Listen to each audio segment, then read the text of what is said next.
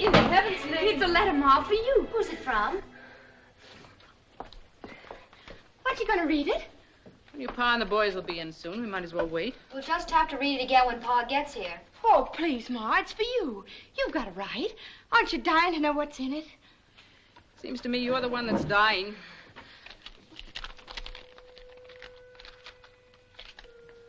Dragonwyck, May 19th, 1844. My dear cousin Abigail. Nicholas Van Ryn. Who's that?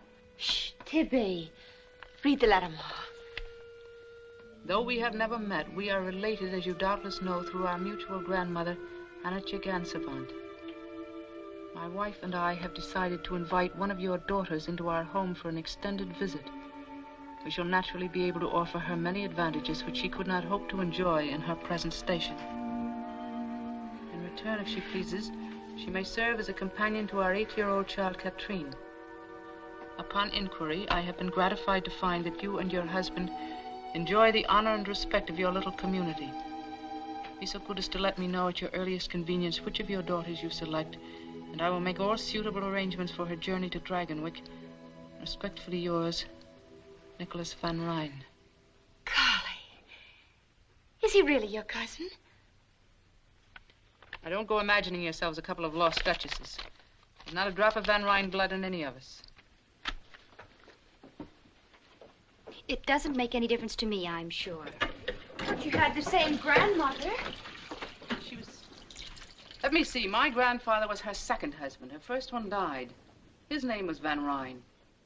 Nicholas must be his grandson. He's a patroon. A patroon, Cousin Nicholas? What's a patroon? That's what they call the owners of those enormous land grants on the Hudson River. They're the descendants of the original Dutch patroons. And they're terribly rich and elegant. He must be very important. I remember reading 3 or 4 years ago about his visiting President Van Buren at the White House. But you haven't said yet, Ma, whether I could go. The subject hadn't come up yet that I know of. I think it unlikely that your pa will approve. He's more likely to if you do. And if we do decide to let one of you go, why not Tibby? Me? She wouldn't want to go. Would you, Tibby? I'm sure there isn't anything I want that I can't find right here. I'm not anxious to leave my home. That's not fair. You know I love you and Pa, all of you, in my home. It's just that, well, I try to be like everyone else and want what I'm supposed to want.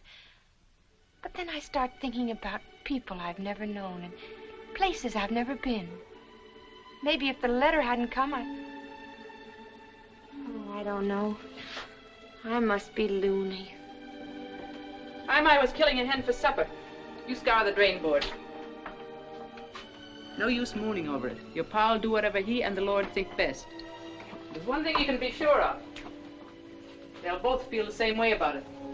This day, O Lord, there has come to me a matter of some slight perplexity.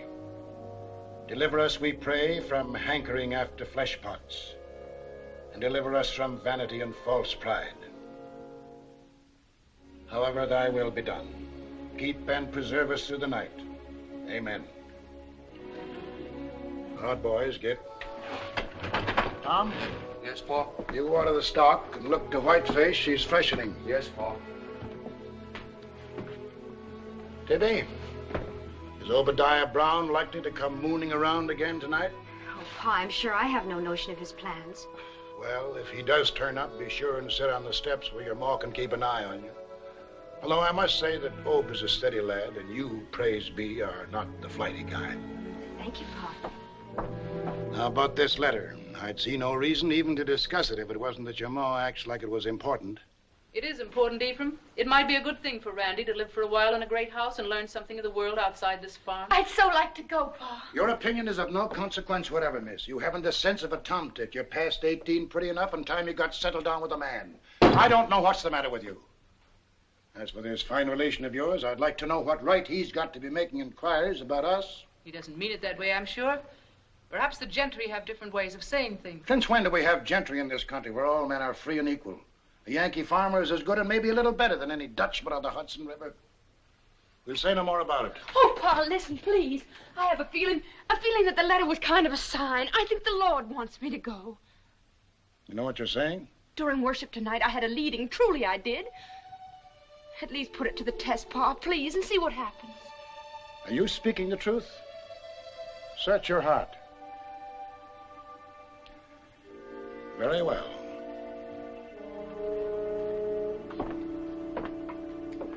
Close your eyes. Now open the book.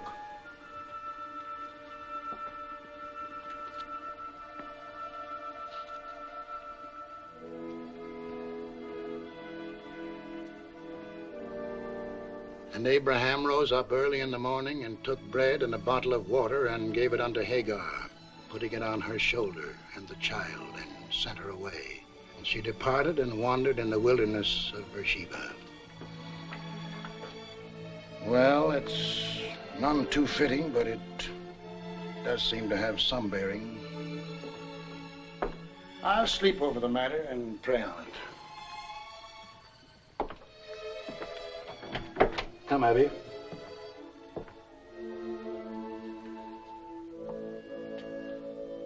You know, this is the first time I've ever known the Lord to go back on your pa.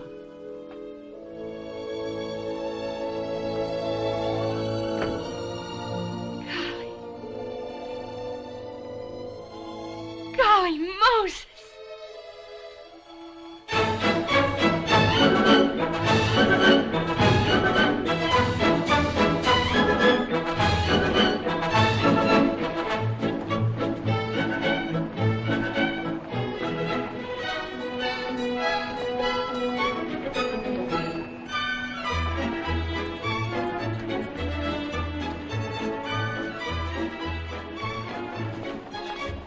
Says in his letter for us to meet him at the Astor House, and this is it.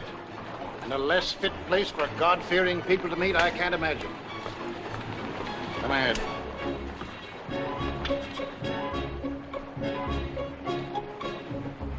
And, what can I do for you, my good man? Are you the tavern keeper?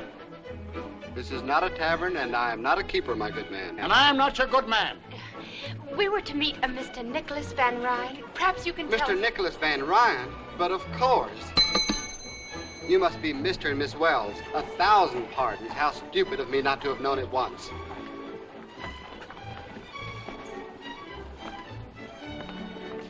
If you will do me the honor to come with me, please. Mr. Van Ryn regrets that he is not here to greet you, but he has directed that you're to have everything you wish. Everything.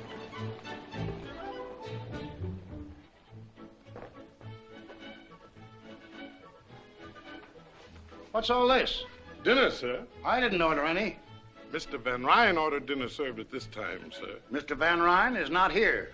Yes, sir. Oh, it's beautiful.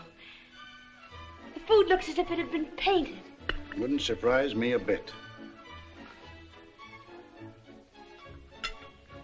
That's the strangest fruit. It's cold when I eat it and warm when I swallow. Let me taste that. I thought so. It's got spirits in it. Just a little bit, and it's so good. Even a little bit of evil cannot be good, Miranda. Don't be too impatient with me. You won't have to hear me preach to you much longer. It's not that I'm impatient, Pa, really.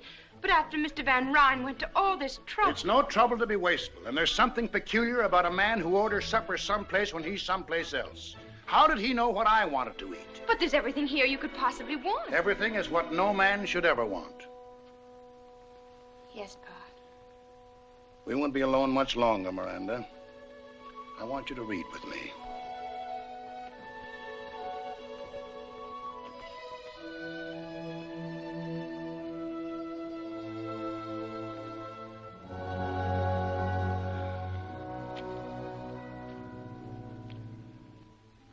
I will sing of mercy and judgment.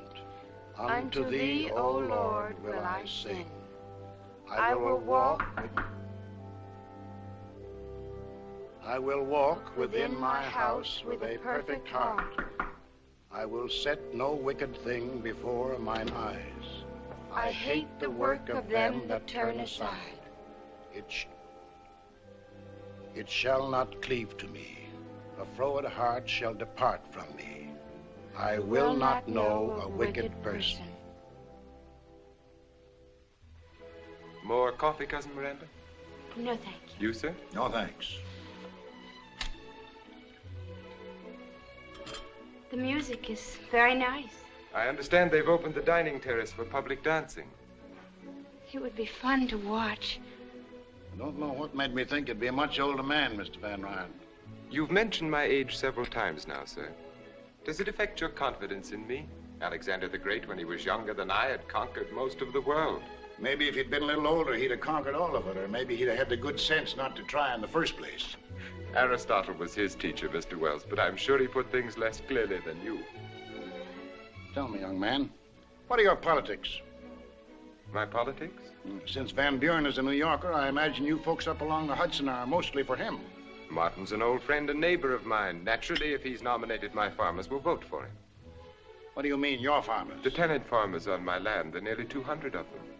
Never heard of tenant farmers. Don't they own their own land? No, it belongs to me. It belonged to my father and his father, back to the first patroon who took title in 1630. I permit the farmers to work my land, and they in return pay me a yearly tribute and a share of their produce. But they can buy the land they've been working if they want to. No. Why not?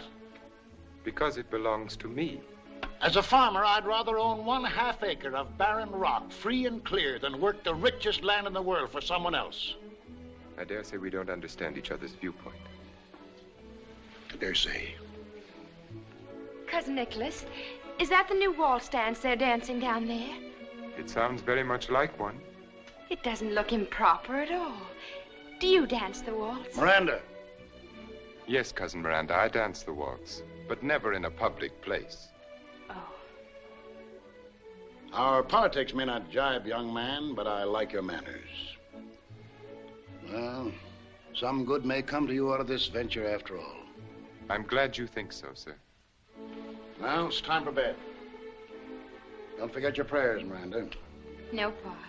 Good night. Good night, Cousin Nicholas. Good night. Cousin Miranda, Yes? on occasion we dance the waltz at Dragonwyck. Good night.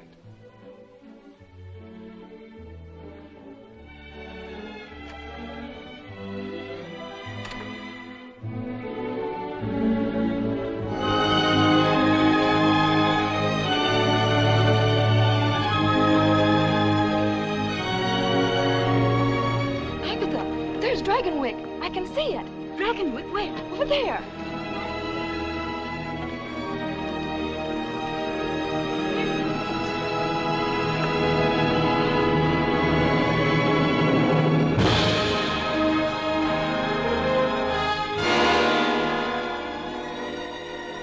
Golly Moses. Cousin Nicholas! Cousin Nicholas! I saw it. I saw Dragonwyck. What have you done with your bonnet? How can you sit there so quietly? I should think that seeing Dragonwyck would be more thrilling to you than to anyone. Nothing can be thrilling that is shared with so many other people. Did you like what you saw? I'm afraid I've run out of words. I've said beautiful so often this afternoon. Every now and then you say golly. I prefer beautiful. I'll try to remember. Do you mind if I keep my bonnet off just a minute? The breeze feels so wonderful against my face. Tell me about Dragonwyck. How many rooms? I've never counted them. And lots of servants? I've never counted them either. Golly. I mean, imagine. The breeze must feel wonderful indeed with a face as beautiful as yours against it.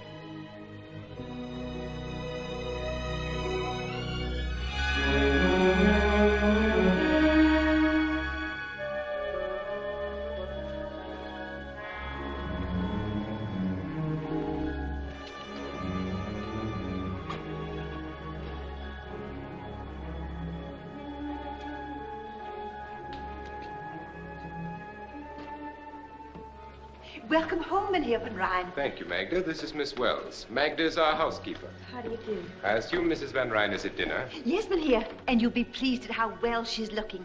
Not that Madam isn't always a picture. See that Katrine comes to the dining hall. Will you come this way, Cousin Miranda? Don't you think I'd better go to my room first? I must look hardly presentable. To my wife, promptness at meals is the highest human virtue.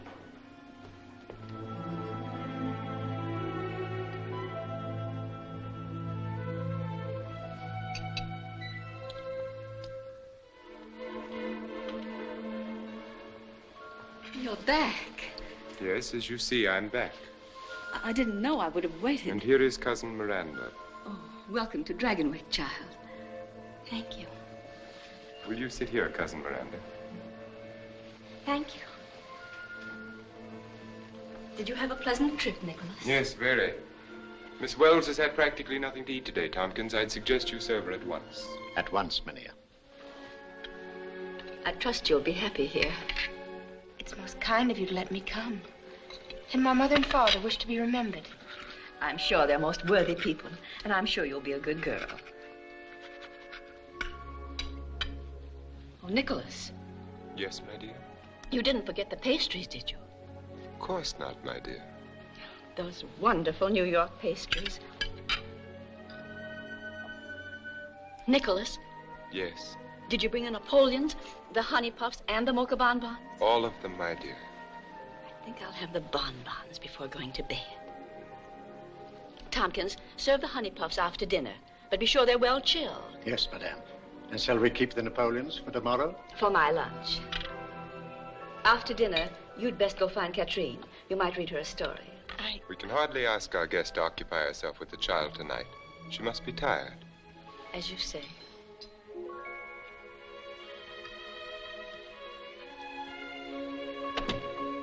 Oh, there you are, Pet. Don't shuffle your feet when you walk. And you're a naughty girl to stay away so much. I never can keep track of you. Have you had your dinner? Yes, Mama. This is your cousin Miranda, Katrine. Hello, Katrine. It would be courteous to return her greeting, don't you think? Katrine and I are going to have a lot of fun together. Aren't we? Yes, Cousin Miranda. May I go now, Mama? Oh, I suppose so.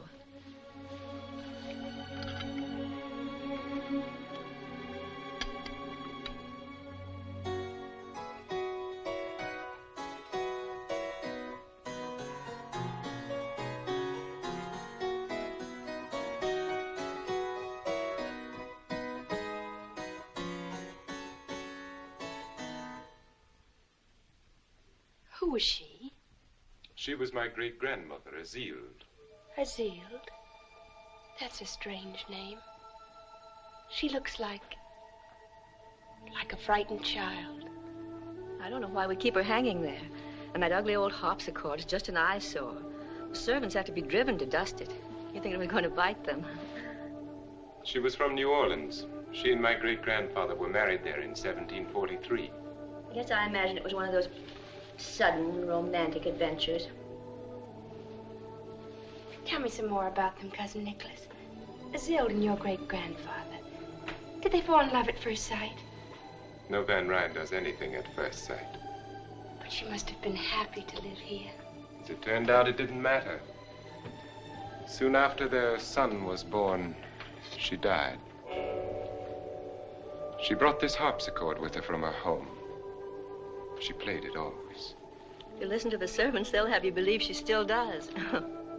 Fortunately, we don't listen to servants or to their superstitions. Oh, no, of course not.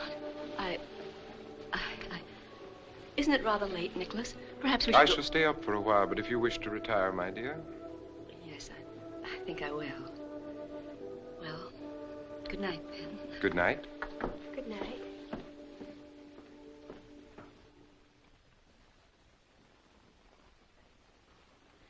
I think I have some new music that will please you more than Van Beethoven, Cousin Miranda. You can sing as I play. Oh, no, really. Of course you can. The lyrics are printed on the sheet.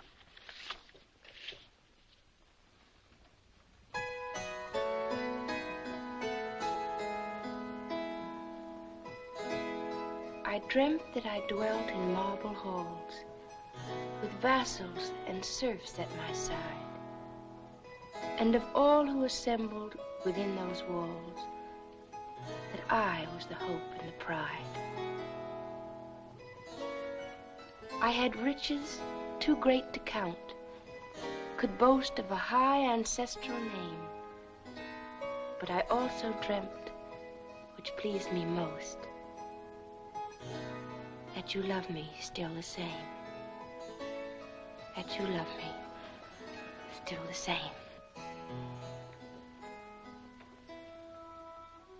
You read the words with an extraordinary understanding. I've never seen them before. Then perhaps there is someone at home whom you've promised to love still the same? Oh, no. It is getting late. I'm sure you've had an exhausting day. I shall have Magda show you to your room. Thank you. Good night, then. Good night, Cousin Nicholas. Since we are not really cousins, I can see no reason why we should continue to call ourselves so.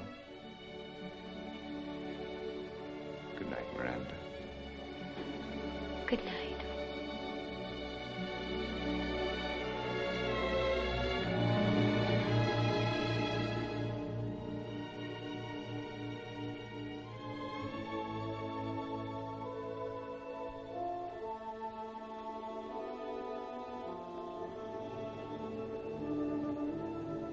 Have you had a pleasant evening, miss? Oh, yes. This is a lovely room, isn't it? Yes, it is. An unusual room. It's unusually beautiful. That isn't what I mean, miss. I do have such a time making myself understood. It's what she brought to this room and what'll never leave it. Was she very young? About as young as you. She must have been very proud to be mistress of Dragonwyck. He never loved her. He never wanted her at all. He wanted their son. He kept her from him. He forbade her to sing and play.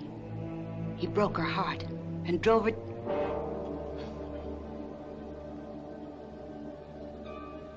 She prayed for disaster to come to the Van Ryns. And she swore that when it came, she'd always be here to sing and play. She killed herself in this room. This harpsichord. That's just kitchen gossip. Oh, you mustn't take me seriously, miss. No one ever does. May I take you to your room now? Thank you.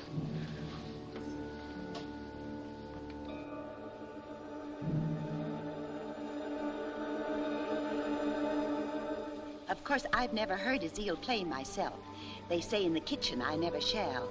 Even when she plays, I should say if she plays. You won't either because you've got no Van Ryn blood. But he'll hear her, and Katrine.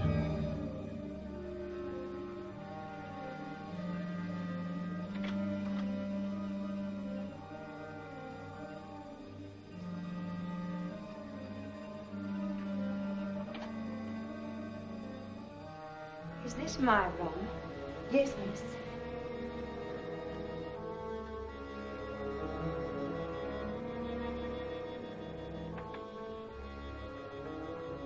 Will there be anything else you need, miss? Oh, no.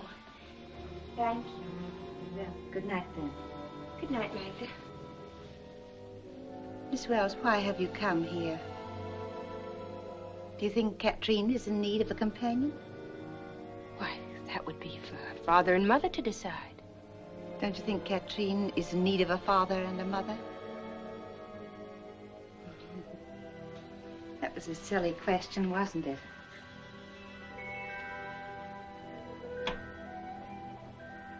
You like it here?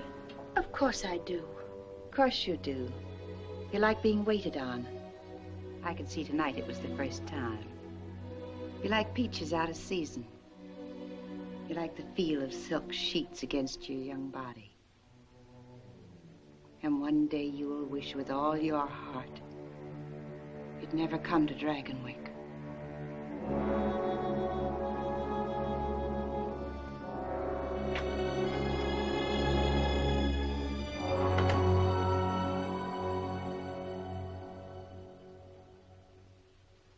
I keep getting my S's backwards. It's very simple once you get the hang of it. Up, and then a hook, and then a swing to the left, and there you are. Mm-hmm.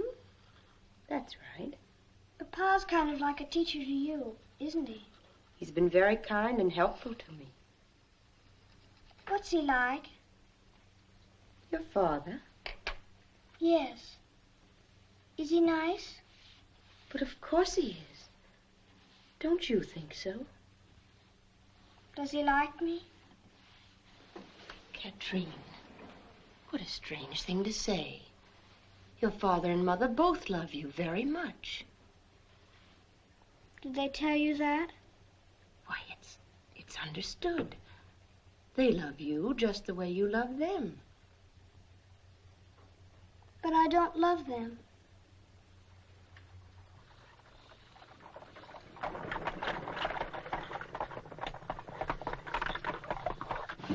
That must be the de Greniers.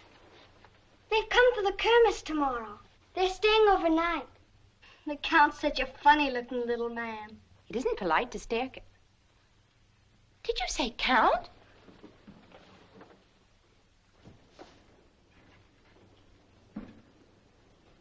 So that's what a Count looks like. So do barons and dukes. Tomorrow the house will be packed with them. Papa always has a 4th of July ball for the river families after the farmers have their Kermesse. Ball. You'll have a wonderful time. And you can wear the ball dress Papa had sent from New York. But I won't know anyone to talk to or to dance with. Oh, everyone will want to dance with you, Miranda. Golly, I hope so.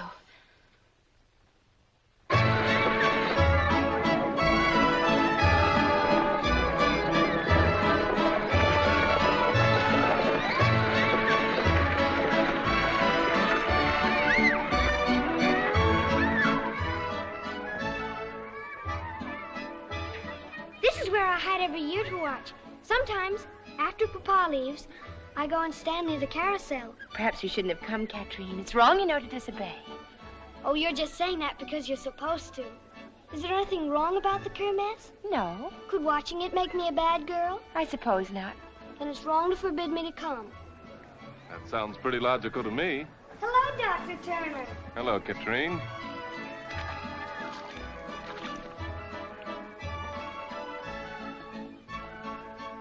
Oh, this is Miranda. Well, How do you do, Miss Wells? how do you do? Papa sent for her all the way from Connecticut to be my companion. She's a kind of a very distant cousin, but she's nice. I had no idea that the Van Ryns ever honored Connecticut. We're not really cousins, but Mr. Van Ryn was kind enough to invite me to Dragonwyck. Whereabouts in Connecticut? Near Greenwich. But that's all farm country. Sheep and potatoes, mostly. You seem so startled, Doctor. Haven't you ever met anyone who came off a farm? Not anyone who came off a farm to live at Dragonwyck. It seems like an odd place for you girls to watch the Kermesse. You'd have much more fun over there. But we're really not supposed to be here. We're hiding so Papa doesn't see us. Katrine had her heart set on it. You know how children are about such things. Why, you wanted to see the Kermesse even more than I did. Don't worry, I'll keep your secret. Papa will never know from me about either of you. May I have the honor of seeing you again, Miss Wells? Why, yes, if you like. I would like, and soon. If you're sure it won't be too unpleasant for you. Unpleasant? Well, you see, the patroon and I don't get along very well. In fact, the first thing I've ever known us to agree on is bringing you here. I think that was a fine idea. Well, happy Independence Day. Bye. Oh, I like him so much. I wish he could be my doctor, too, instead of just the farmer's. Why doesn't he like your father? Because Papa doesn't like him either. Why not? Papa never says why not. Oh, here they come!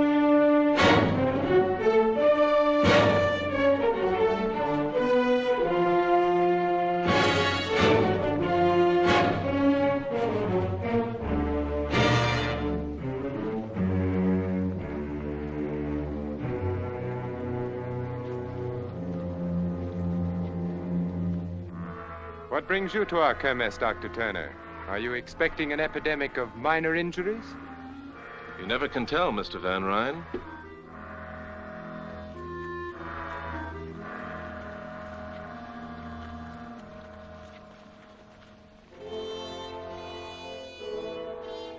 This chair came from Holland with the first patroon. It represents, among other things, over 200 years of extreme discomfort.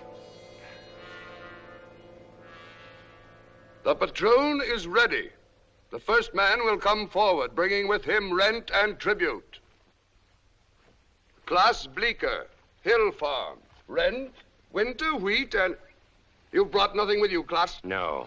Perhaps your crops were poor. My crops were all right. Take your hat off when you speak to the patroon. I'm a free American citizen. I take my hat off to no man. What you do with your hat is your own concern. Are you ready to pay your rent? No. Nor will you ever again get so much as a grain of wheat from me. It is your purpose, then, to farm my lands and enjoy the privileges I allow you without making any return. Your lands? Did you hear that? His lands! For 200 years, the Bleeckers have worked the Hill Farm. And for longer than that, it has belonged to the Van Ryn. We've paid the worth of it many times over, and you know it. Well, here's the finish. I'm sorry to hear it. But since you feel that way, I order you to leave my land by tomorrow noon. If you are not gone, I shall have the proper authorities put you off. Have the next man step forward. Otto Gebhardt. Won't you reconsider your decision, Mr. Van Ryn? Klaas Bleecker and his wife and children have no home other than his farm. Where will he take them? I see you've come empty-handed, Otto. Have you a reason? You know the reason. It's his birthright as a free citizen of a free country. These men are not alone. The anti-rent movement has swept New York State. Man, take your head out of the sand and help to solve this problem peacefully. Because it's got to be solved, peacefully or not.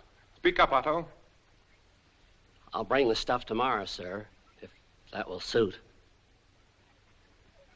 Will the rest of you men step forward, please?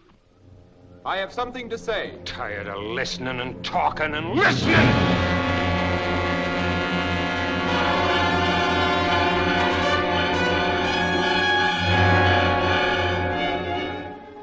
Klaas just lost his head, that's all.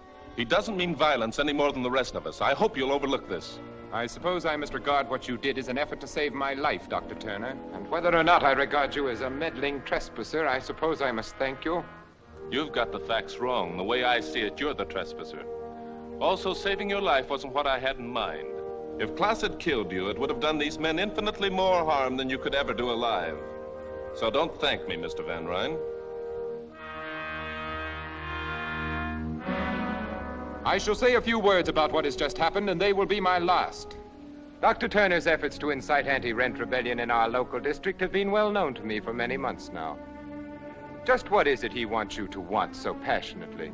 It has an assortment of highly romantic names, the rights of man, life, liberty, the pursuit of happiness, and such.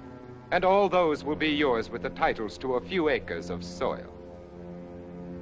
Believe me, my welfare does not depend upon you. Rather, you depend upon it. But my rents and tributes and my responsibilities are hereditary, the symbols of a way of life to which I have been born and in which I shall continue to live. I shall never relinquish my position.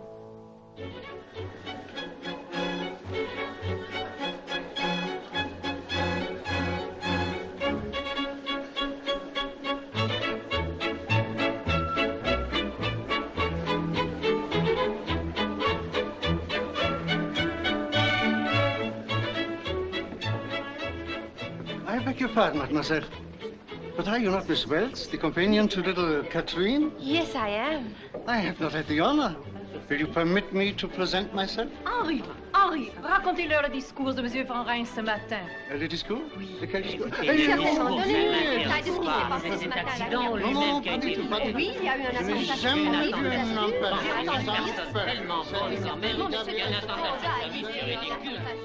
I imagine that ever so many parties are being planned for you and dear Harmon. Oh, yes. The DeWints are giving a soiree for us next month. Everyone will be there, simply everyone. Good evening. Good evening. May I sit with you? We'd be charmed. My name is Miranda Wells. I am Cornelia Van Borden. My sister Elizabeth Van Borden, Miss Helena Vanderhyde. How do you do? We were just discussing dear Cornelia's wedding to Harmon Van Brock. Do you know Mynheer Van Brock, Miss Van... Wells? No, I'm afraid I don't. You see, I don't know anyone here. Really? Where are you from? Connecticut. Connecticut? That's in the west, isn't it? Why, no, it's right next to New York State. My sister means that it's across the river. Which river? The Hudson, of course. You see, Miss Van Wells. Just Wells. There are other rivers, you know. Do you know a city in Connecticut called Greenwich? Oh, yes, very well. I live there. It's also called Horseneck. Horseneck? What an incredible name. It seems ever so much more polite to say Greenwich. Well, it's mostly the farmers that keep calling it Horseneck. Tell me, Miss Van Wells, just plain Wells, how is dear Victoria Skirmerhorn? Victoria Skirmerhorn? You know Victoria Skirmerhorn, of course. I know of Victoria Skirmerhorn, but I'm afraid I've never met Victoria Skirmerhorn. But you live in Greenwich. Well, you see, I don't live in Greenwich. My father owns a little farm just outside. Your father is a farmer. Who is his patroon? There aren't any patroons in Connecticut. Why not? Because there just aren't any. I think that's very odd. I don't. I think my father would rather own half an acre of barren rock in his own name than work the richest land in the world for somebody else. You're raising your voice, Miss Van Wells. It's just plain Wells. And I'll raise my voice if I like. What makes you think you're so much better than I am? We never said we were. The thought seems to have originated with you. And what's more, I never even heard of Victoria Skirmerhorn.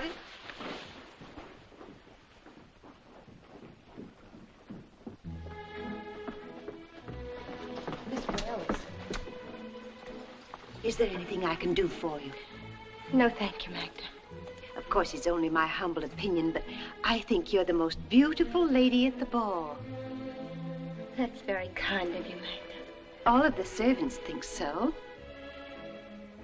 I can't understand why you haven't danced every dance. Then I suppose most of the gentlemen are spoken for.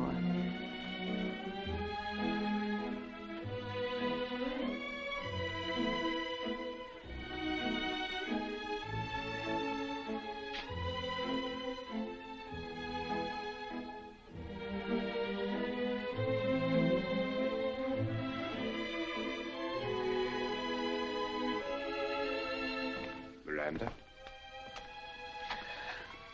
Good evening. are you enjoying the kermesse of the upper classes? Very interesting to watch.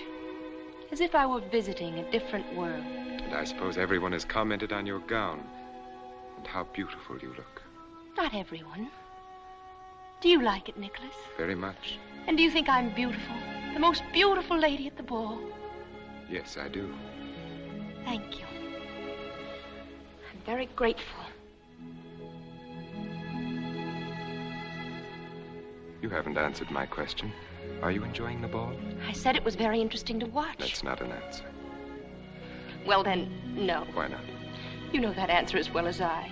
Because my name is just plain Wells, and I'm off a farm, and I don't speak French, and I don't belong. That's nonsense. Of course you do. I'm as good as any of them. Better. But it's the wrong river. I'm not from the top of the Hudson. I'm from the Connecticut river bottom. Oh, I've made such a fool of myself. Dance with me, Miranda. I can't go back in. It'll be all over the place by now. They'll laugh at me. I doubt that very much. But you don't know. I know that you'll be with me, and that if anyone laughs, we'll laugh. Dance with me. I'm afraid. You must never be afraid of anything with me, Miranda.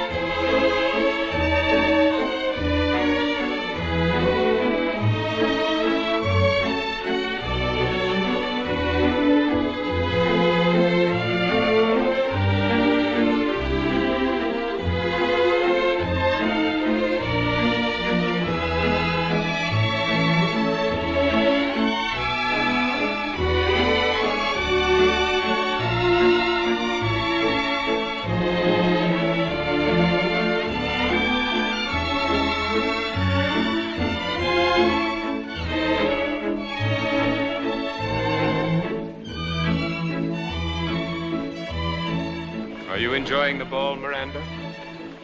Well, aren't you going to answer my question? I can only think of one thing to say, and you won't like it. Say it anyway. Golly Moses.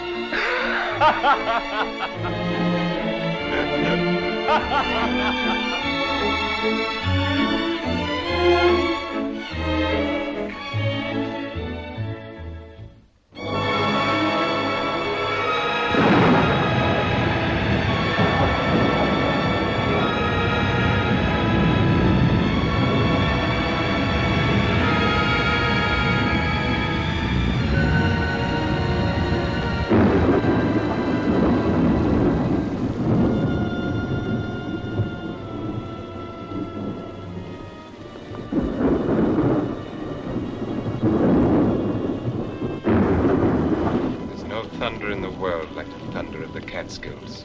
The lightning seems to set the mountains on fire and they roar back. That's all very romantic, I'm sure, but it doesn't help my cold. It's never been this bad. It seems no different from your usual winter attack. But we've always closed the manor in the winter and gone to New York. Now I'm sick. If I must be here, why can't I even have Dr. Hamilton to look after me? The storm lets up and the roads are passable. The storm lets up. They never stop in these dreary Catskills. Come in. What do you want? Mynheer Van Rijn asked this be brought to you.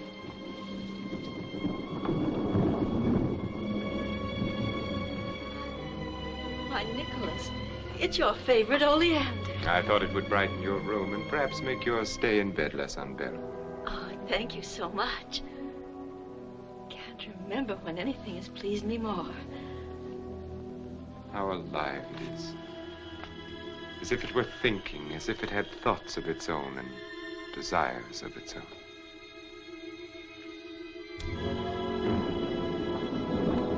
I know how greatly you treasure it, and I'm all the happier that you thought to bring it to me. And I'm happy that you're happy, my dear. Now I'm sure that you'll want to rest. Nicholas. Yes? You're going to your tower room again, aren't you? Yes, why? The servants must think it's strange that you spend so much time up there. And I find it strange that you should think about what they think. What could you possibly do up there? Possibly. Anything from pinning butterflies to hiding an insane twin brother. Actually, I read. I hope that my explanation satisfies you. I'm sick. Haven't you even let Dr. Hamilton know? Your happiness at the oleander seems to have faded pretty quickly. You can't imagine what it's like to be sick in this miserable, drab house. I cannot imagine that Dragonwyck could be either miserable or drab, except to those who reflect misery or drabness from within themselves.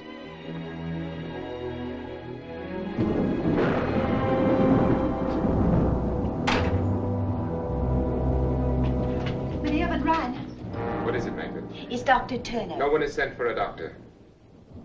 Turner, what does he want? He's come to see you. He says it's most urgent. My regrets to Dr. Turner. I am engaged and cannot be disturbed. Yes, Mynheer. Never mind.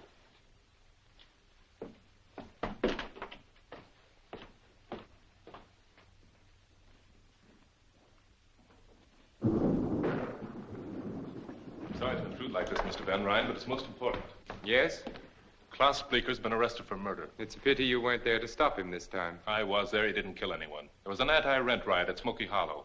Klaus wasn't anywhere near the boy that was killed, but they blamed it on him. If by they you mean the patroons, you must also mean me. The farmers aren't going to stand for this. They've threatened to storm the Hudson jail. With shouts of liberty, equality, fraternity, I take it. Just what is it you want me to do, Doctor? Help my enemy to defeat me? I want your assurance that Klaus Bleeker will have a fair and just trial. Let me make my position clear, Dr. Turner. Whether Klaus Bleeker lives or dies is of no more concern to me than my life was to him. Or you. That seems to be perfectly clear. Good evening. Good evening. Won't you stay for dinner, Doctor? No, thank you. Miranda, have Tompkins set another place. I'd rather not, if you don't mind.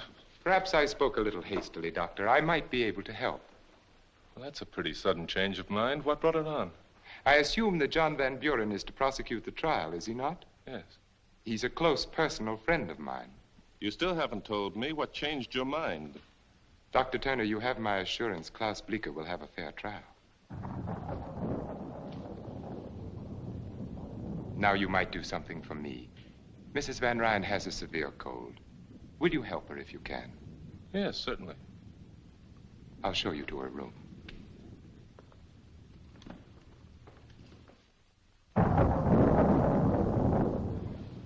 take a bit of scraped onion and sugar for that cough, and these drops as directed.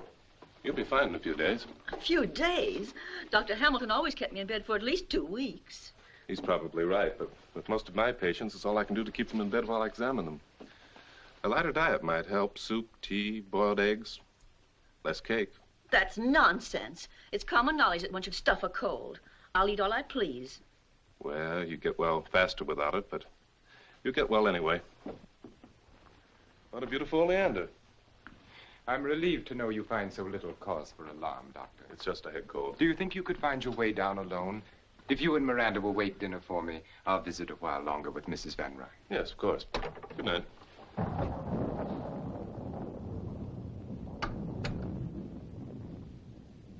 Dr. Hamilton usually encourages you to eat. But then, of course, he has the tolerance of experience and age.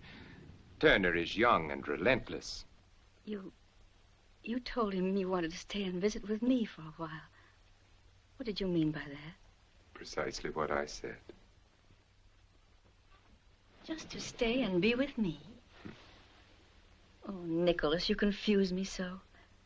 Sometimes when you bring me flowers and smile at me, I think... What? That you like me and want me.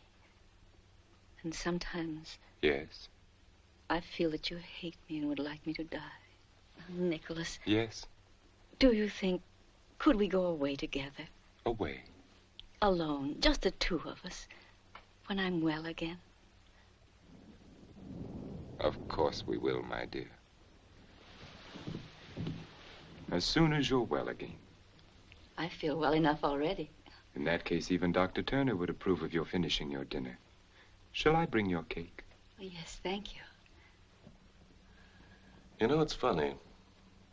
The day we first met, last summer at the Kermesse, I thought we had very much in common. As time went on, we'd have more and more. But the way it worked out, frankly, right now, I don't think you have the slightest idea what to talk to me about. It's funny, isn't it? Would you care for some sherry wine, Doctor? No, thank you.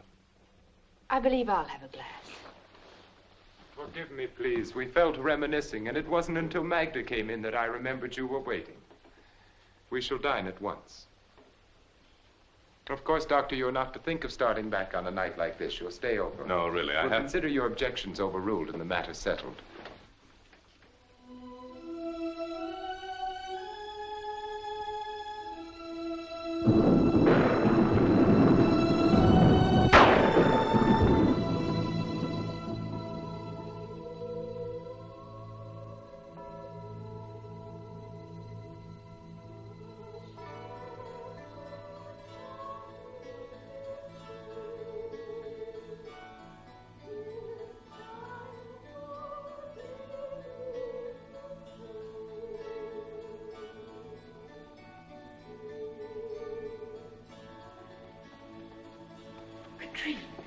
Shh. Why aren't you asleep?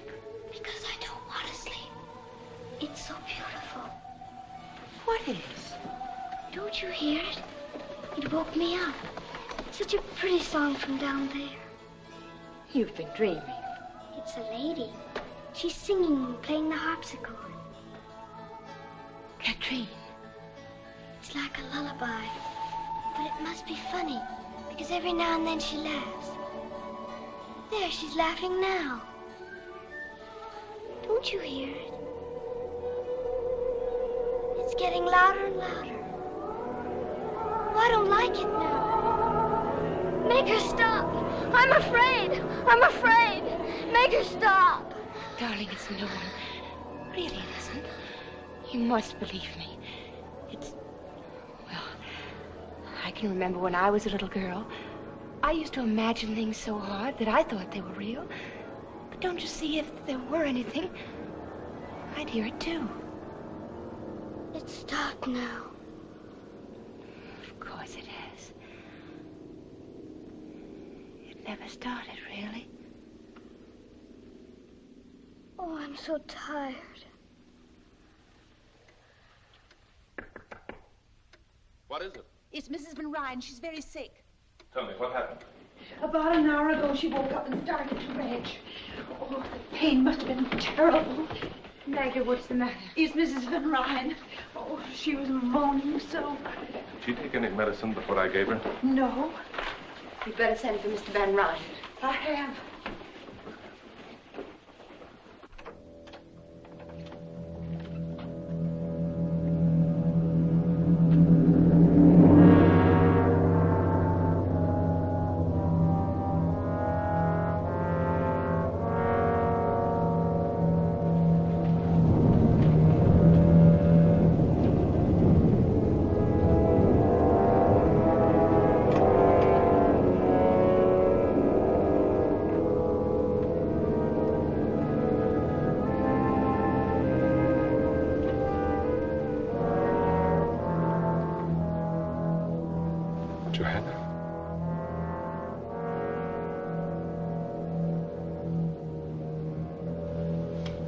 Dr. Turner.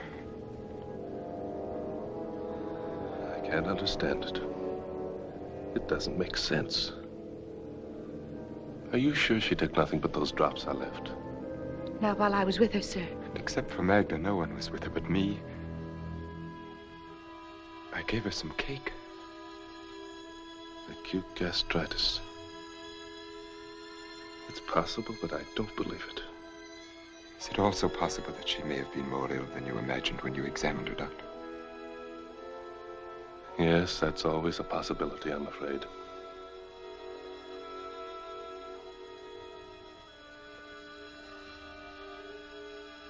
See that the pastor is notified at once. And have him come to me.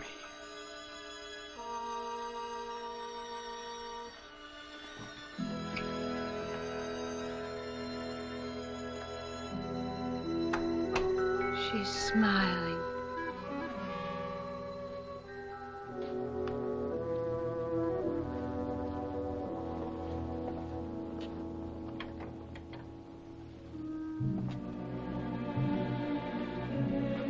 I'm sure he didn't mean that you were to blame. Whether he meant it or not. I don't know why she died. That's shameful, isn't it? For a doctor not to know. It's funny the way she ate. Almost passionately, as if she wanted from eating what she couldn't have.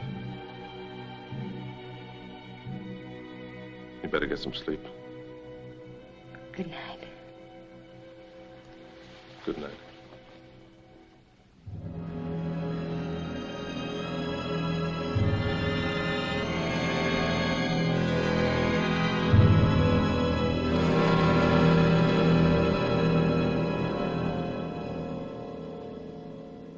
I remember how the chapel bell rang on the day Johanna and I were married.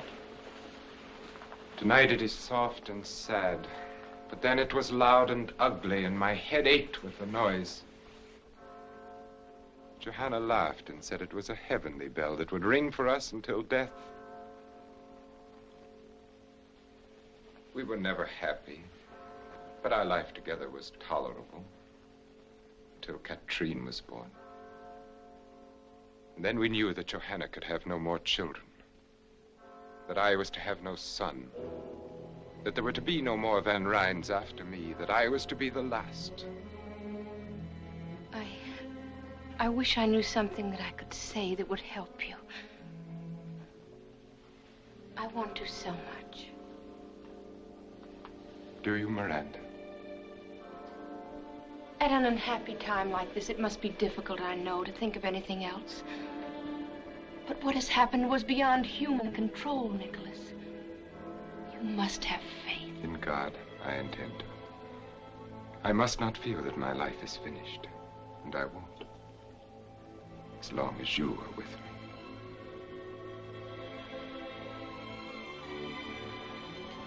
The bell has stopped now. It must be nearly dawn.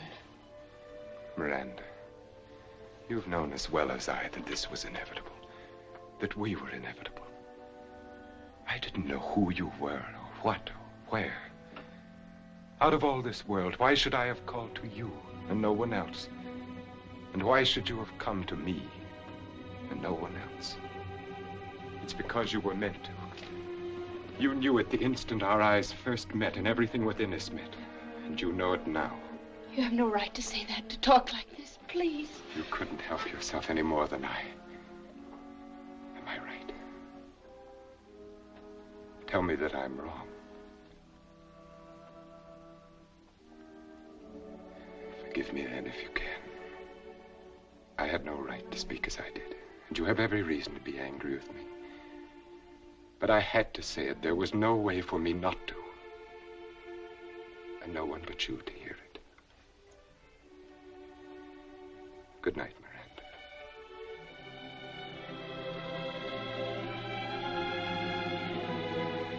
Good night, Nicholas.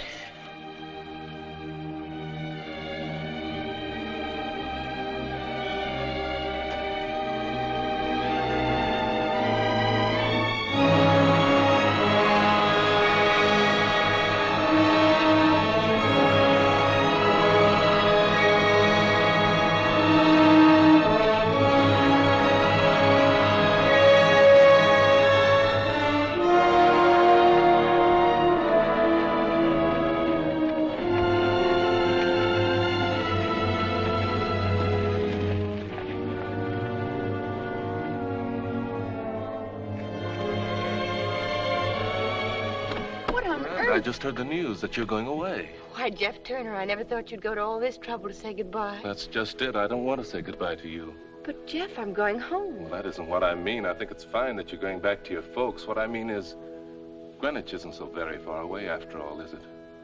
I know, Jeff, it isn't. And I was thinking that maybe I could come there and visit you in a month or so. Of course, Jeff, whenever you're passing through. Would next week be too soon? Well, I know our relationship hasn't been exactly... Well, I've teased you mostly and sometimes made you angry, but I've always thought that in time I could show you how I really felt. And that maybe... Miranda, you understand what I'm getting at, don't you? Yes, I think I do. I'd like to think that in time... Jeff, I said in time.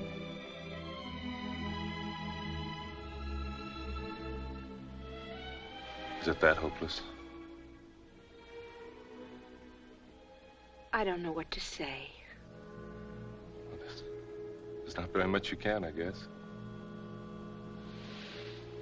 Well, have a nice trip. Thank you, Jeff.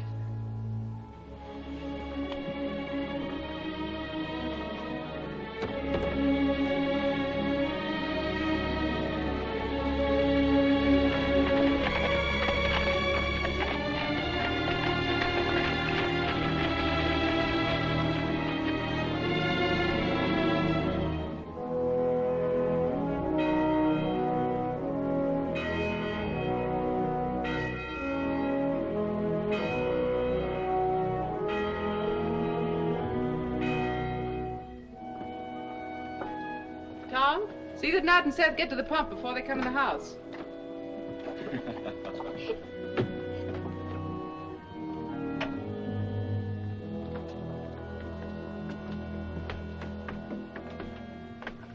Come inside. I want to talk to you.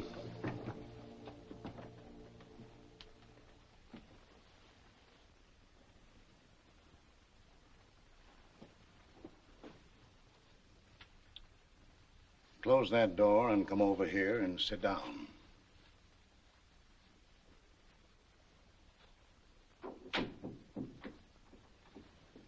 That was a nice sermon today, Pa. Strange you should say that. Struck me you weren't listening too hard.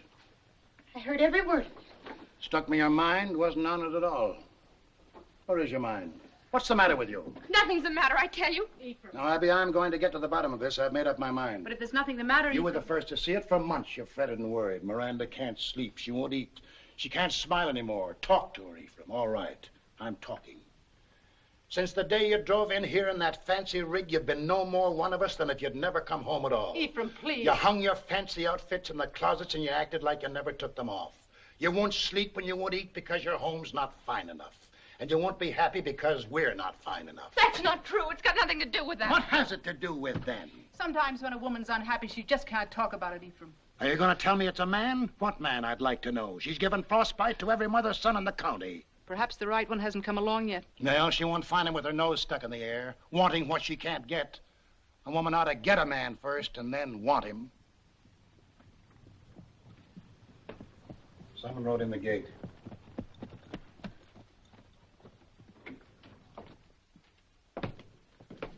Here's a message for Ephraim Wells, Esquire, from Weed's Tavern in Greenwich. Who's it from?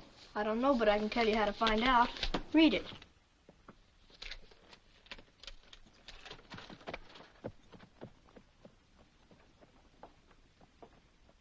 I'll be concerned if this don't beat all. Nicholas Van Ryn is stopping in Greenwich and is coming here this afternoon to see me on a matter of the greatest importance. Cousin Nicholas in Greenwich? What in Tunket could he want, huh? Miranda?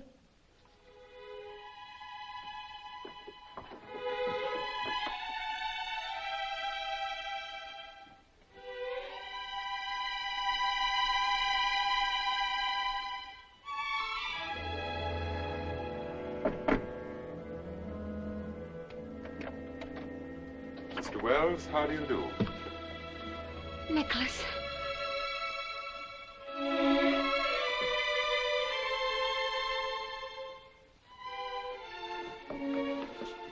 Just what is the meaning of this? May I speak with you alone, Mr. Wells? I consider your behavior exceedingly strange. On the contrary, it couldn't possibly be more conventional. Sure, Mr. Van Ryn certainly handled Pa. That's enough of that. This matter doesn't concern you. Now get. What did you think of him, Ma? I don't know. We weren't even introduced.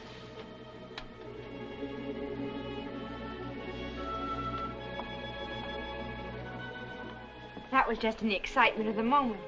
He's such a perfect gentleman. He'd never be impolite to you. I'm sure he has fine manners. He's come to ask Pa. He wants to marry me. I know. How do you know? Ever since you've been home, you've never brought his name up once. A woman's apt to be that quiet about a man she loves. Besides, you've ironed that dress every week now for 2 months.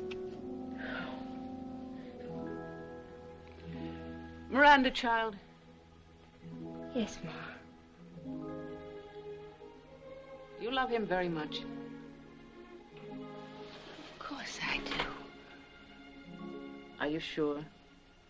Why do you ask that? It's just... Maybe I shouldn't have let you go. Maybe Dragonwyck should have stayed something to read about and dream about. My dreams came true, Ma. Can't you see? Ever since I was a little girl and built a castle in an apple tree. But you can't marry a dream, Miranda. What about him? Do you love him? But it's all Nicholas. Nicholas is all of it.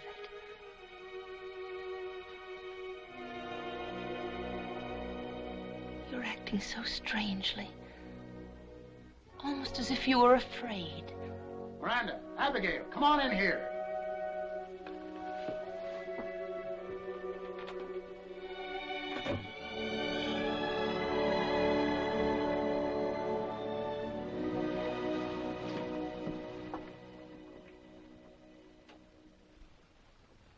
Says he wants to marry you. Says you know all about it. Yes, Pa. Have you considered that your mother and I might object? I have already pointed out to your father at some length that there are no valid objections. And I've already pointed out to you, sir, that I'll make up my own mind. What do you think, Abby? I don't think thinking has anything to do with it anymore, Ephraim. It's something that is, and we must make the best of it. I want to apologize for my rudeness when I entered your house. My only excuse is that I saw nothing and wanted to see nothing but Miranda at that moment. I can understand that, Mr. Van Ryn. You're forgiven. Thank you. I think you should know that I have already called at your parsonage and engaged the Reverend Clark to be here tomorrow afternoon at 3 o'clock. Tomorrow? It's indecent. It's too soon. I want my girl married in a church like a good Christian. I'll have no hole-and-corner wedding here. She has nothing ready, no wedding gown. For once, we will let the ceremony outshine the costume. Whatever dress Miranda wears will be forever cherished as her wedding gown. Got a lot of pretty words. Too many for me. Miranda, you got plenty at stake here. You'd better say something. I'll do whatever Nicholas thinks best. So be it. Amen, Mr. Wells. And now I must return to Greenwich. Miranda, will you walk with me to my carriage? Until tomorrow, then. Goodbye.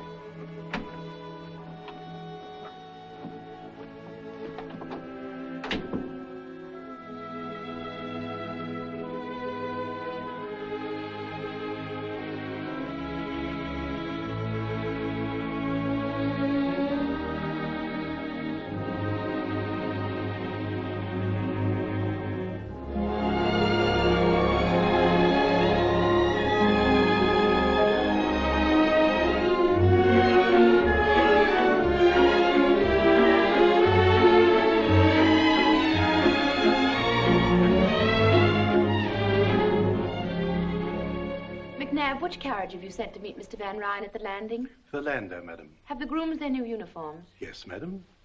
Here are the menus for the week. Thank you, madam. And Mrs. McNabb, I've just written Miss Katrine that we found her doll. Please be sure that it's packed carefully. I wouldn't want anything to happen to it. Certainly, madam.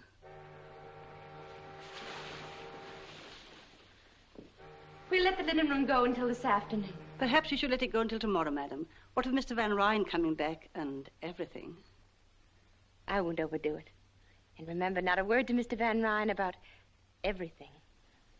I want to be the one to tell him. Of course, madam.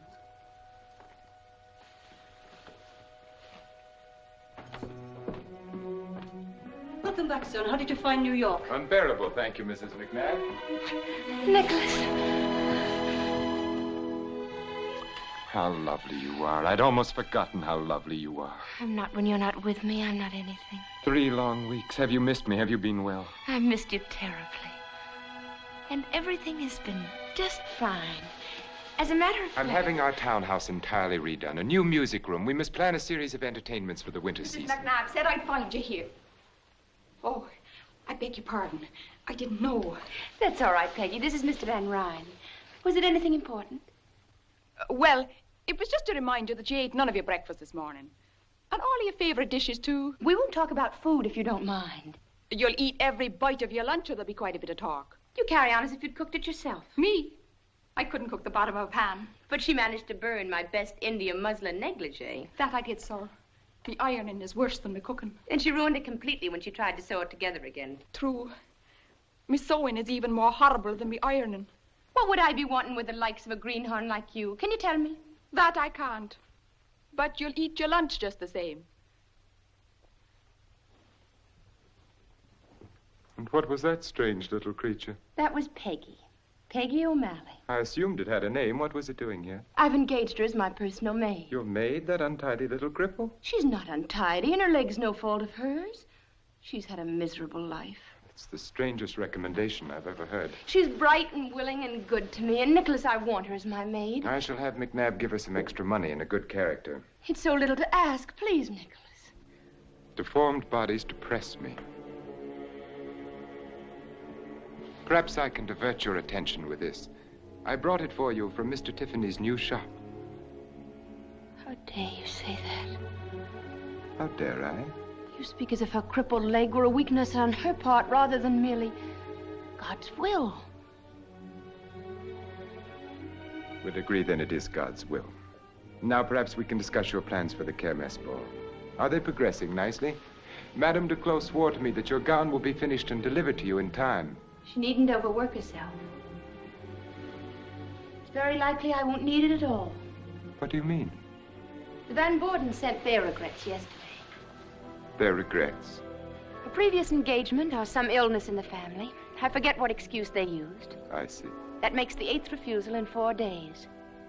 It's only because of me. Because you married me. Miranda.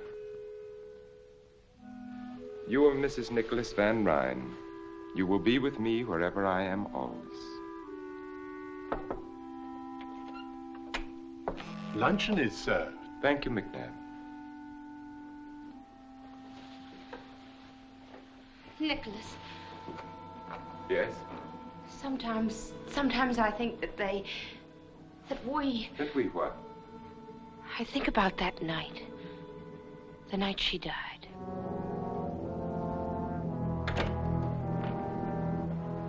What about that night? It was so soon after. Perhaps we should have waited to decide. In the hope that our gossip-mongering neighbors would be more approving. I don't care whether they know, Nicholas. It's just that we do, and so does God. I've never heard you speak so childishly, Miranda. You might well be on your father's knee.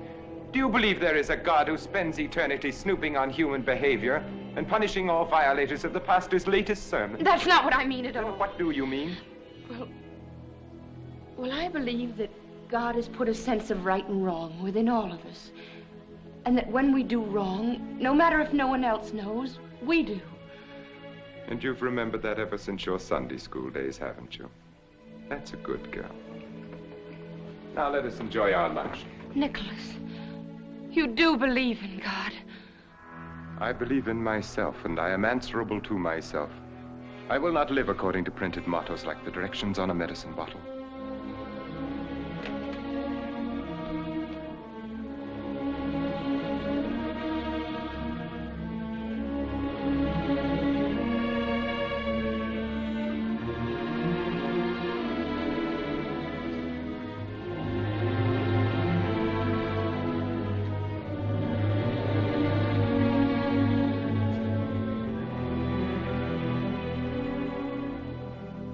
Would you like me to say grace?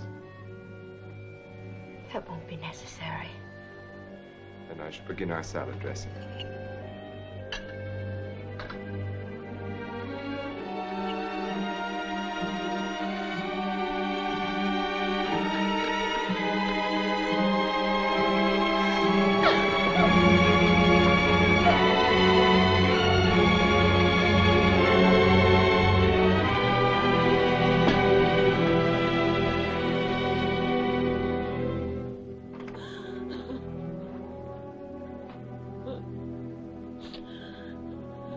Possible excuse can you have for humiliating me like that?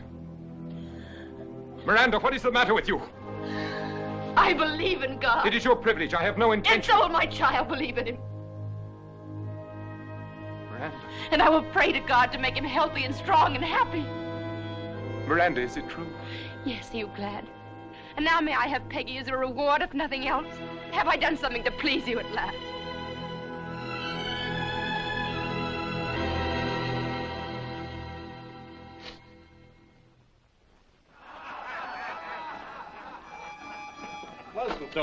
They're celebrating.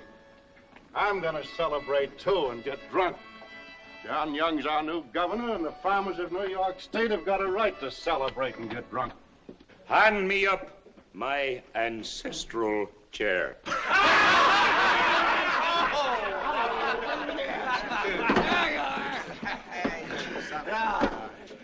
Take off your heads in the presence of the patroon. Tom Wilson, come forward, bringing all your money and all your crops, and thank the good, kind patroon for taking them off your hands. I don't have to know more. John Young's the governor, and the Constitution's been changed. I can buy my farm. It's the law. That's right.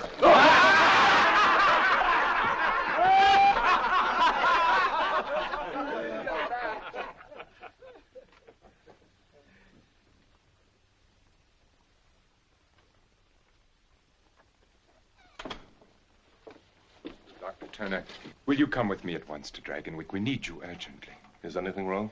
Mrs. Van Ryn is having a baby. Her time is here. Dr. William Brown has been staying at the manor. I had him come from New York. He's a fine doctor. He's a fool.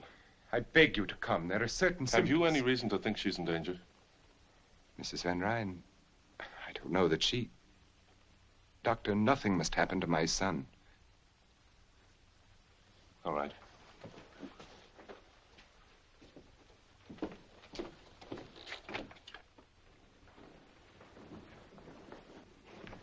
She's been took bad, and they won't let me near her.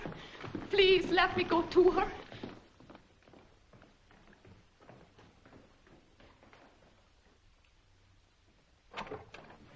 What is it, Dr. Brown? What has happened? Everything's quite all right, Mr. Van Ryn. Quite.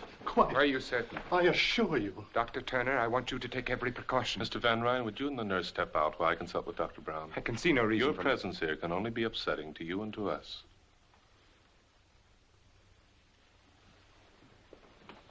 Dr. Turner, thank heaven you've come. I can't assume this responsibility alone any longer. The man's a maniac. I think he'd kill me if anything went wrong. Nonsense. My dear fellow, you just don't know. When I tried to resign from the case and return to New York, he had me locked in my room. He watches me all the time through those icy eyes of his. Sometimes I think he's mesmerizing me. Have you been giving her laudanum? Yes. As far as he is concerned, everything's quite normal. There is an irregularity in the child's heartbeat. But as you know, it's sometimes hard to catch through the stethoscope. Yes, it often is. I think I'll wait until she wakes a little before I examine her. In the meantime, Doctor, why don't you get some rest? If you'll take over for a little while, my room is just down the corridor. I will call you if you need it. And don't worry. Thank you, Doctor. Thank you.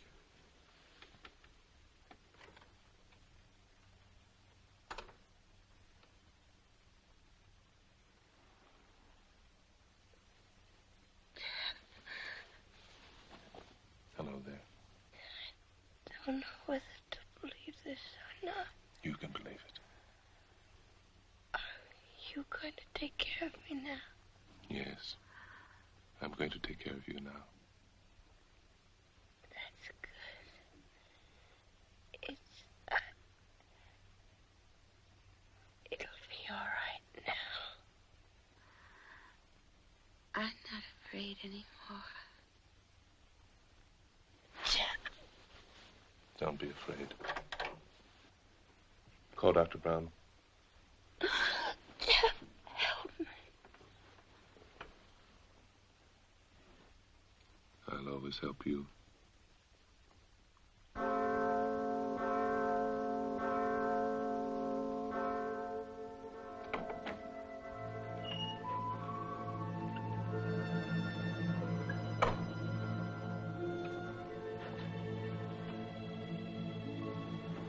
Mr. Van Ryn, there's something you must know. Your son is not well. I can't tell you how sorry I am, but at least your wife has come through beautifully, and in time there's no reason why you can't have other babies. My son is entirely well, Dr. Turner. I appreciate your services, and you will be suitably recompensed.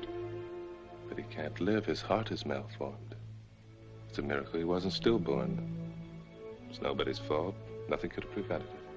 It's just a tragic accident. You will find a carriage waiting to take you to your home. You just won't face facts, will you? You never believe anything you don't want to.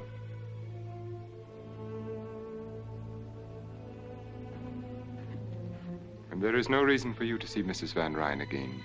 Good day, Doc.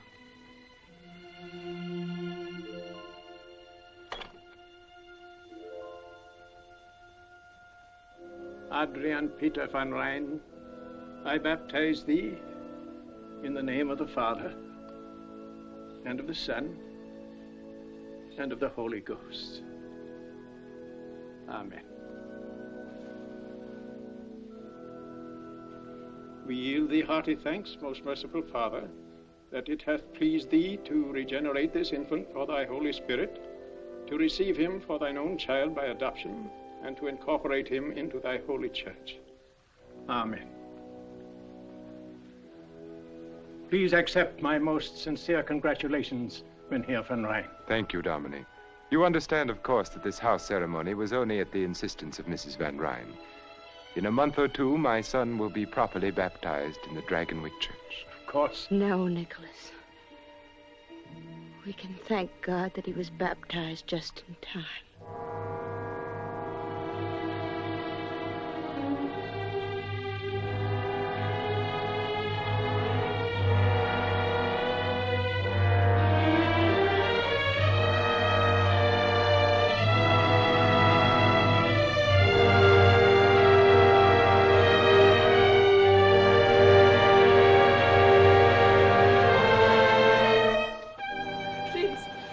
Now, please. You loathsome little cripple. Why should you have been permitted to live and not my son?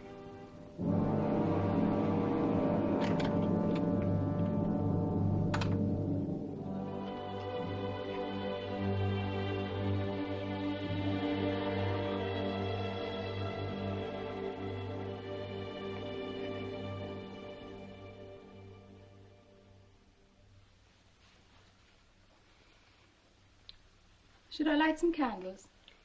No, I like to sit here in this half dark. You'll ruin your eyes. How long has he been up there this time? A week, perhaps more. Ever since he got back from New York. And before that... I'm sure it isn't very pleasant for him, Peggy. And what is it for you? Shut up there for weeks on end without a word or a sound. If it was any man but him, I say he keeps a bottle up there in that tower room. Peggy. Kiss them.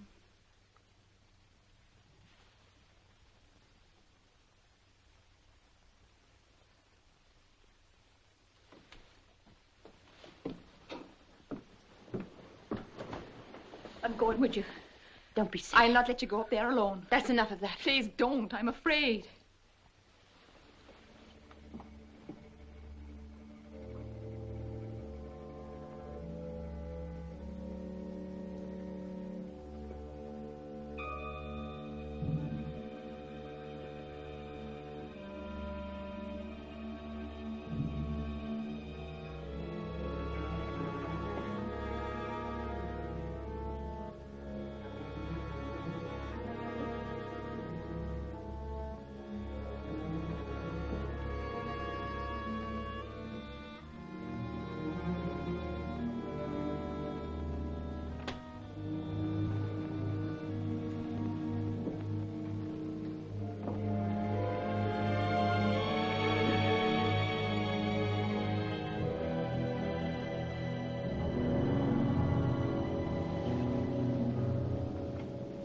Oh, it's you.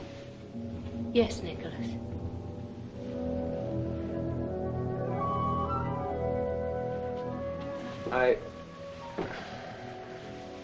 This is an unlooked-for pleasure. I wasn't expecting you. Frankly, I'd almost succeeded in forgetting you. Don't be frightened. I'm not frightened. I'm sure you're not. You have courage, Miranda. I like that about you. It must have taken a great deal to make this pilgrimage up to the mysterious tower room. I assume your twisted little friend is offering up suitable prayers for your safe return. I see no reason why they should be necessary. Tell me, are you disappointed in what you found here? I'm sure you expected velvet drapes and heathen idols, an altar for human sacrifice, at least. Nicholas, what do you do here? What do I do?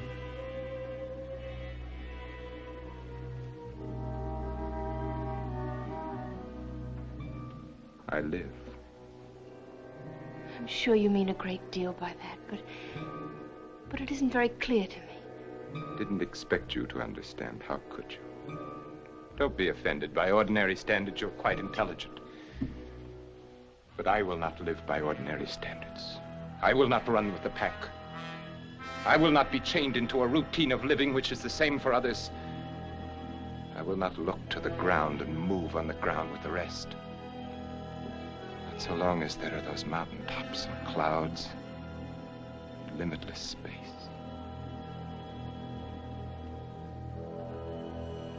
I'm sure you are still unable to understand. I want to try if you'll help me. Shall I? Shall I tell you what you want to know? Brace yourself.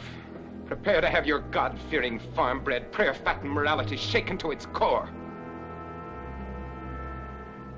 See, I have become what is vulgarly known as a drug addict. Why? No tearful reproaches, no attempts to save me, to regenerate me. Why do you find it necessary? That is what you could not hope to comprehend. It is because I have set free something within me. Something that ever since I can remember has been like a rock caught in my heart, in my brain, pushing at me, choking.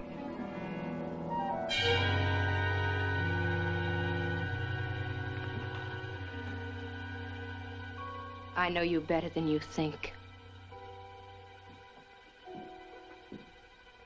Perhaps I have underestimated your intelligence. No, it's pretty ordinary and farm-bred.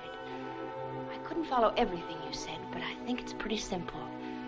You're just plain running away. Is it as simple as that? I've seen farmers with their crops ruined and their cattle dead, and most of them just go to work. But some of them blame their troubles on God and get drunk forget, to run away and hide. That's what you're doing, Nicholas. Whenever you've come up against something unpleasant that you couldn't change, like the rent law. Or the death of my son. Our son. Get out of here. Nicholas, let me help you. I don't need to be helped. Help me, then. Please don't shut me out like this. Let me be unhappy with you and happy again. Let me be part of you. Let me love you and love me, too.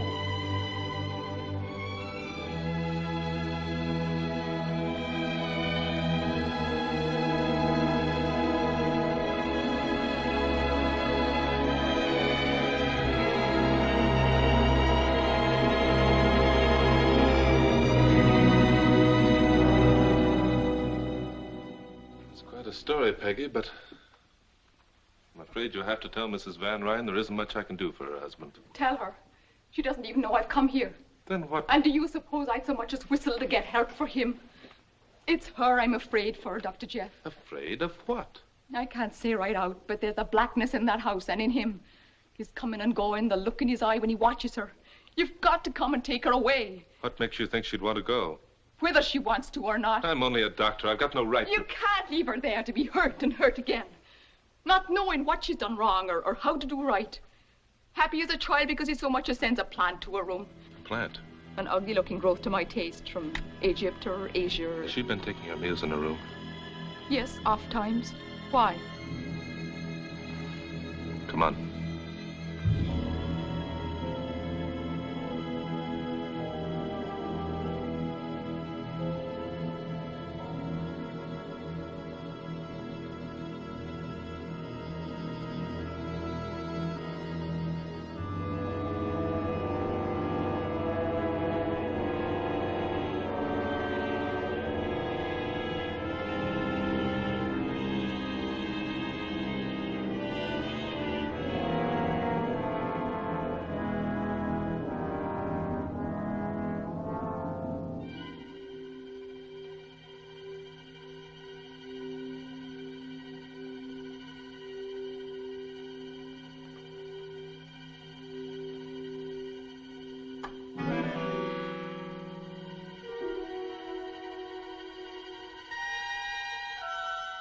Please don't stop on my account. Your father wouldn't have. I remember how he continued to read so doggedly. Ephraim Wells took his religion without flinching, the way a strong man should. Nicholas, what do you want? I appreciate the warmth of your greeting. Quick happiness in your face at my appearance, your pleasure at my company. Why have you come here? Inasmuch as this is my house, must I explain my presence in it? Of course not. Forgive me, I'm so tired. I'm sure you are. This has been a trying time for you. And yet, strangely enough, your tribulations seem to have become you. I cannot remember you more beautiful than you are now. And your beauty amazes me as much now as always. Your strength, the earthiness of your peasant stock, and more, your grace, your unexpected look of quality. It would be a pity if we were not to have another. If you were barren. That's a matter of the Lord's will. Yes, the Lord. I'd forgotten. The Lord who giveth life and also takes it away. Why did he take my son's life? I have no way of knowing that. It could not have been without purpose. No one gives life, takes it without purpose. Why do you suppose you are here, Miranda? By the Lord's will or by mine? What you are is the reflection of what I wanted you to be. You live the life that I gave you. Now you do look frightened. What are you thinking? Johanna. Why? I don't know.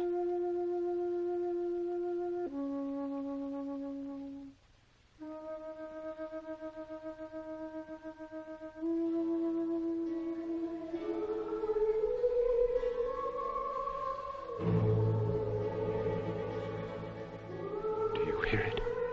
What? Nothing. Wind through the trees. There is no wind. There is. A creaking board somewhere. It's not important. It's stopped now. But I didn't hear anything. Neither did I. Yes, you do. It's from the Red Room. The harpsichord is ill. Stop it. Then Katrine did hear her that night when Joanna... And you must have heard it, too. And you must have been listening the night our little son... I never believed it, really. But now I do.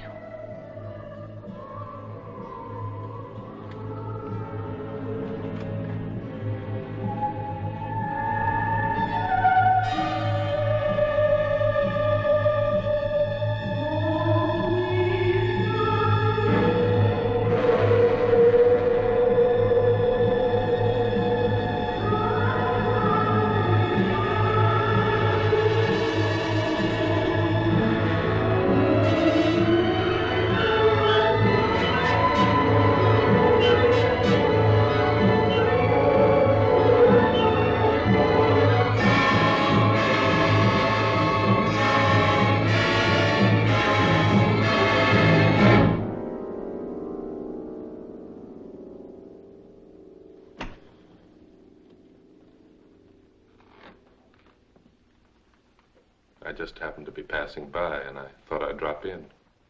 Passing by. I see. Summoned in the best heroic tradition by the faithful little cripple. And have you an army of farmers equipped with pitchforks lurking in the garden? No. That fight's all over, and you lost it. But Peggy seemed worried about you, so Do I look as if I needed medical aid rushed to me in the dead of the night? You can hardly expect a diagnosis from me based upon your appearance alone. It's good to know you have become more careful in your diagnoses, Doctor. I can recall when you were less thorough. I've improved a lot since then. There was much room for improvement. May I be frank? You're not a very good doctor, Dr. Turner. There are too many things you should know that you don't. I still insist I've improved. For one thing, I've learned a great deal about plant life. I would think that human life were more to the point. I've discovered that the two are strangely related. You know, in a way, you're responsible for it all. How nice. We must discuss your discoveries sometime soon. What about right now? Jeff, what are you doing here at this time of night? The patroon and I are discussing flowers. Flowers? And while we're on the subject, I suppose you've thanked him prettily for the lovely plant in your room? I don't understand. It doesn't matter. He does. Is it as pretty as the plant in your late wife's bedroom the night she died? You're letting the discussion become rather morbid, Dr. Turner. I was never able to forget that plant. At first, I thought only that it was very beautiful, but I've learned since then it was also very deadly. Nicholas, what does he mean? It's a glucoside, similar in action to digitalis, but much more toxic. I guess it was a good idea to have a doctor on hand that night you asked me to stay for dinner. Weren't you lucky I wasn't a better doctor at the time? It was all so legitimate. Your wife with a bad cold. You couldn't possibly have tasted anything in the cake. It was all soaked with rum anyway. I don't believe it.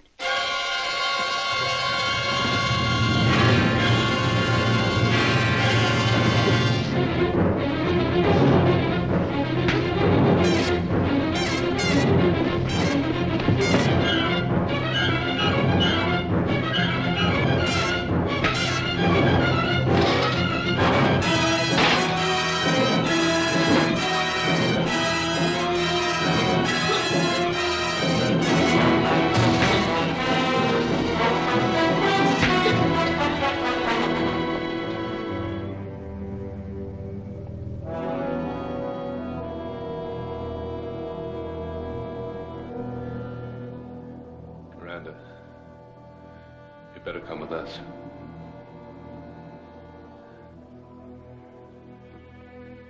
Come on.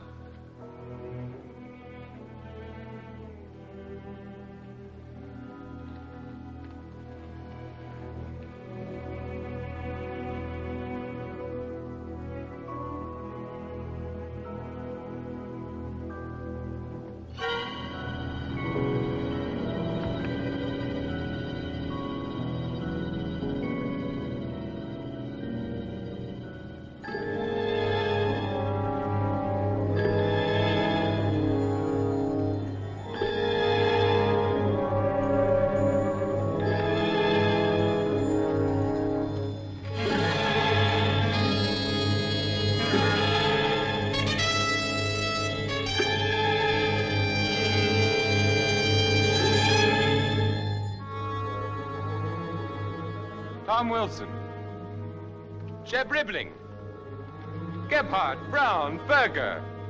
Come forward, all of you. I have something to say to you. Apparently, I have not yet been able to make my position clear. I will try once more. Believe me, my patience has come to an end. Lives, liberties, happinesses. Pursue them where you will. Sing and dance and dip them in bronze if you like. But you will not destroy Dragonwyck. You will not take away from me what has been mine for more than 200 years. No babbling idiot of a governor will make laws that have to do with my manor, with the manor that my son... that my son will inherit.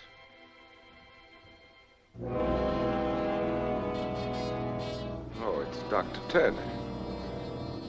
What are you doing here? You're not wanted. You're trespassing. I don't want you here. I don't need you anymore. There was a time when you knew too little and I could use you, but now...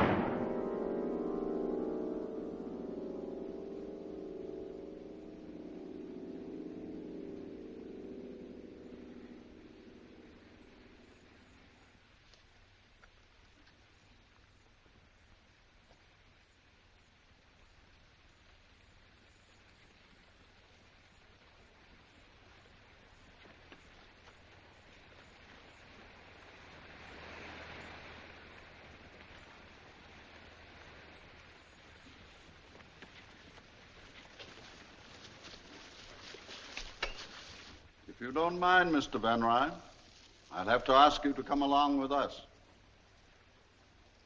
Mayor Curtis, isn't it? Yes, sir. I do mind very much. I have no intention of going anywhere with anyone. This is not a request, Van Ryn. You're being ordered to come along. You're under arrest. I will not be ordered to do anything by anyone. This is my property, and you will all leave it at once. Nicholas, please, this is your only chance. My only chance? How little you know me, Miranda. Even Johanna would never have said that. Dr. Tierney, you might use your influence to benefit these men for once and tell them to get out of here. How little you know me, Mr. Van Ryn, or them. You don't believe I'd shoot? Yes, I believe you. Have it your way, then.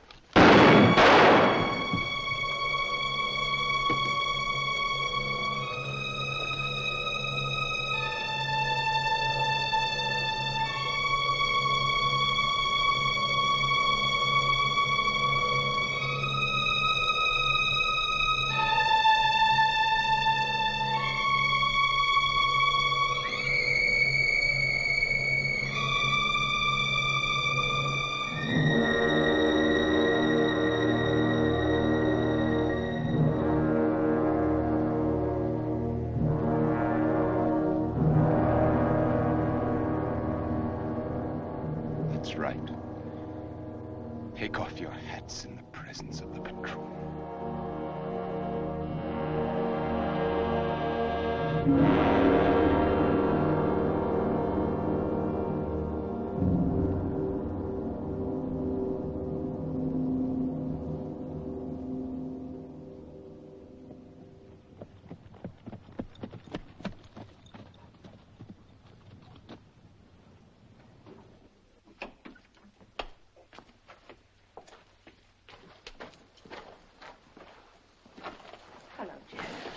I thought if you didn't mind, I'd ride alongside to the boat landing.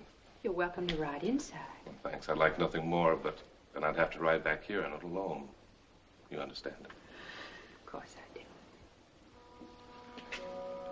Goodbye, Mrs. McNabb. And thank you for everything. It'll be lonely here without you, Mrs. Van Ryn. Mrs. Van Ryn. Suddenly it sounded strange to hear you called that.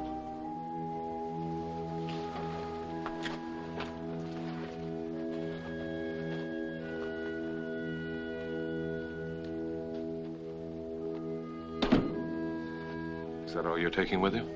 It's all I brought with me. From home. Except a black dress. The way you just said home. As if you never had any other. Have I ever? You answer that. You know, Ma once said she felt she shouldn't have let me come to Dragonwyck. That she was afraid. You couldn't marry a dream, she said. Do you dream much, Jeff? Sometimes.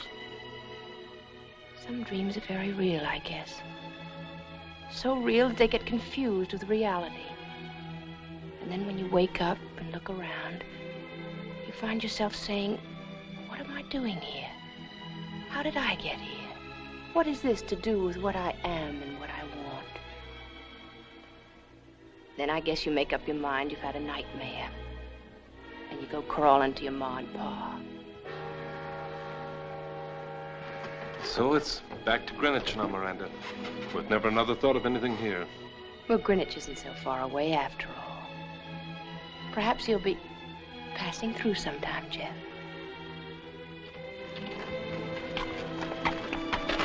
Would next week be too soon?